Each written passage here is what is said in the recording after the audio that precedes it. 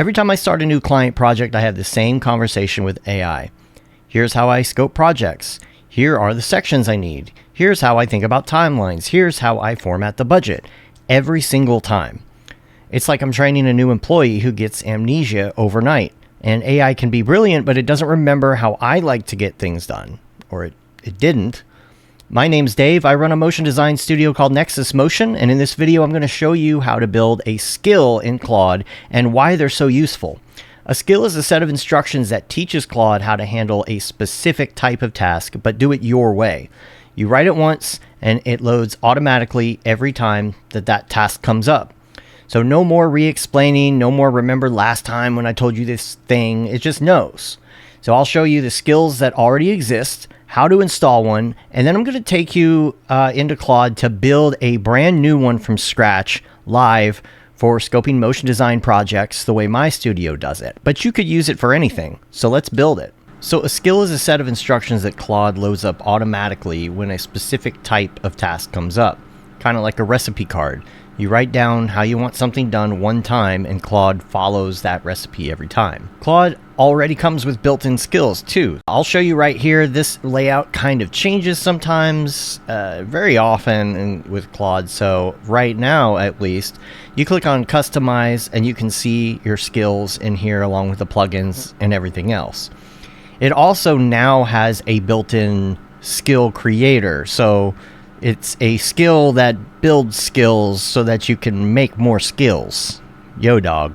I heard you like skills.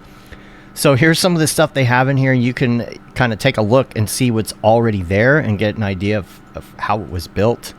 These analyzers, graders, all of this stuff in here will help you do some things already when you're inside of Claude, and maybe using them already when you're prompting things and you don't even know that it's doing that. But they're here and they're ready to use, and you can browse as well. You can look and see some of the other skills that they have to offer.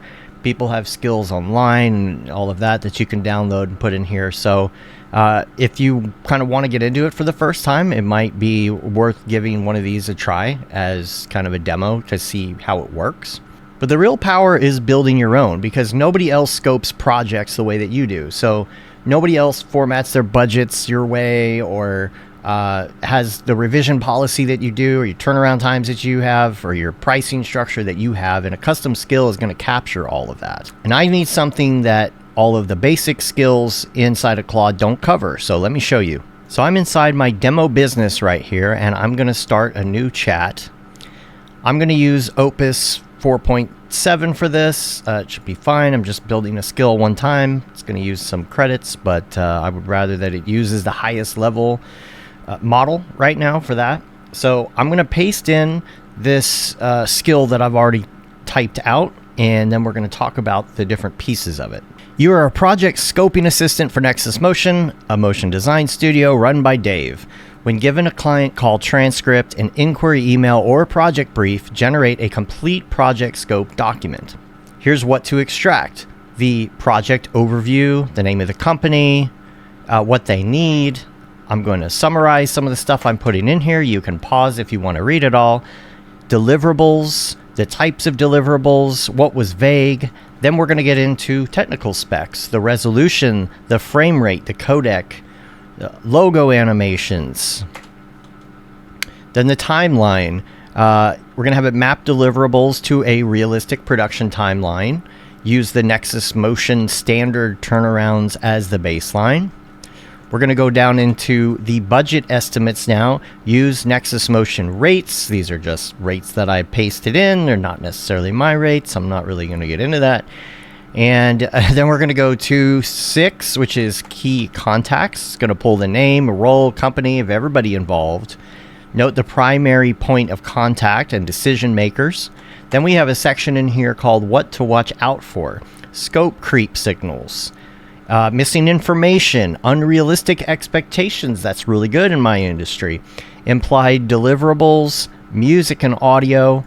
Then we're going to get into the output format for this. It's going to save it as a markdown file in the project folder under, for me, my projects in Obsidian under client name and then project brief. So it knows where it's going to put everything every single time.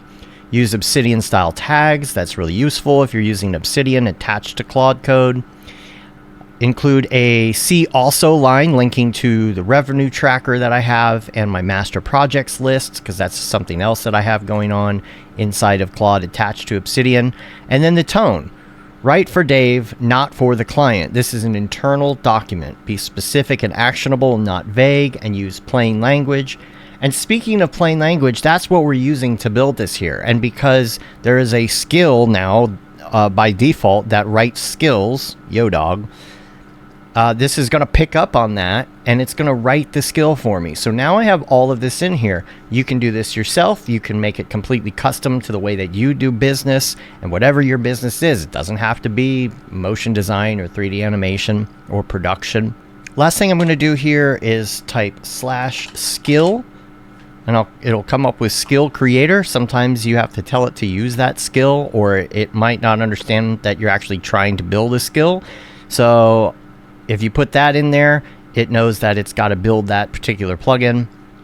And we're going to hit enter, and we're going to see where it goes. Now it's running the skill that creates the skill. And it says, I've got a great starting point for the skill. Your draft is detailed, and it covers the extraction logic, defaults, format, and tone. And before I write it up, I want to clarify a few things. So this is great because this is going to ask you questions about your business or how you want this to deliver to make sure it's doing everything right. Where should this skill live? And I'm going to save it into the demo vault and as a package skill in case I want to give it to somebody else. So I'm going to say both. Do you want to test the skill on sample inputs before we call it done? And I'm going to say skip testing, just build it for now. What kind of input does Dave most commonly work from? I'm going to just say call transcripts just for this example. You can, of course, put however you like to work. So now it's built it out here. We're going to install the skill. This is what the skill looks like here. And we're going to save it. It's got all the information it came up with here.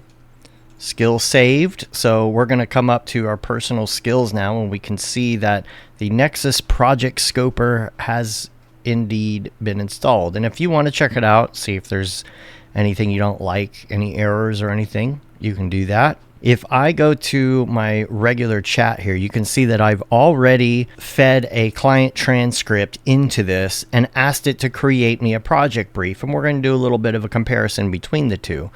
It does do a pretty good job pulling out deliverables, social, animated logo. It gets like the reviewers and the roles of the different people who work at the company.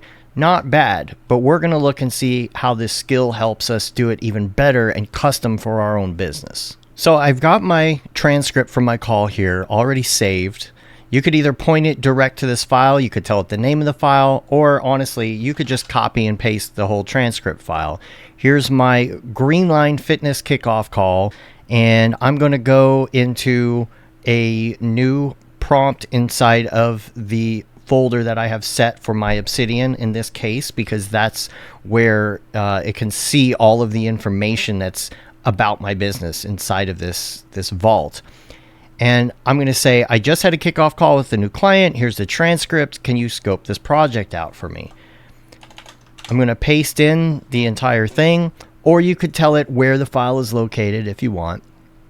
The other thing I'm going to do, theoretically, this should pick up on this and know now to use the new skill that you made. But if for some reason it isn't, because this is the way it worked before, you can do / and then you can say project scoper. I'm going to do that for good measure right now. But theoretically, this knows enough in context to just do that by itself. Now let's see what happens whenever it crunches on this and it has an actual built skill custom for my business. So now it's scoped it out. It gives me kind of a summary of the whole thing, and it has a link to view the project brief right here. And if you look inside of Obsidian, if you're using Obsidian, you'll notice now I had my projects here on the left side, and under Greenline Fitness, it went ahead and made that project brief file for me because it's attached to Obsidian. So if you go through all of this now, you can see it's much more extensive than before. Same transcript, same prompt, one has a skill and one doesn't, and look at the difference. The skill version is the one I'd actually use. The other is a great starting point, but this is so much better when it's custom. Look at the timeline. Let's go through it. Let's look at the timeline. We've got 9 weeks from kickoff call. It has all the different things we need to do, hard deadline, budget estimates that are based on my own numbers, all broken down here. You can see the key contacts are in here. You can see scope notes, which I really like. And it even puts in quotes. It says, Tom says, real people using the app mixed with the UI. This implies lifestyle footage. Greenline hasn't said whether they have it or if they're shooting it or if they expect us to source it. That is a great flag for me, because if I'm putting together a proposal and I forget to put in like stock footage, they're going to be like, oh, well, you didn't tell us we had to pay for that. Open questions. I love this.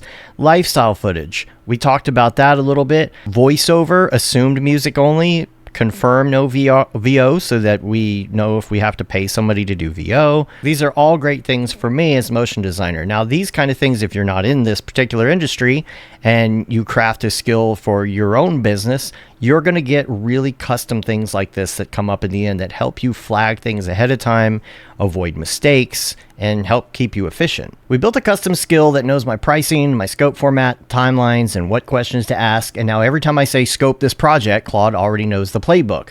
So same output quality every time, no reprompting. And you can build these for anything repeatable, like client onboarding, weekly reports, creative briefs, invoice formatting. If you're typing the same instructions more than twice, it should be a skill. If you haven't set up Claude with your Obsidian Vault yet, go watch my first video. Skills get even more powerful when you attach them to Claude, and it has context on your actual projects. And in the next video, I'm going to take this skill that we just built and show you the full transcript pipeline. I paste one client call into Claude, and it builds my entire project from it. Summary, brief, action items, follow-up emails, scope tracking across everything, even a case study at the end for my website. One paste and 6 outputs.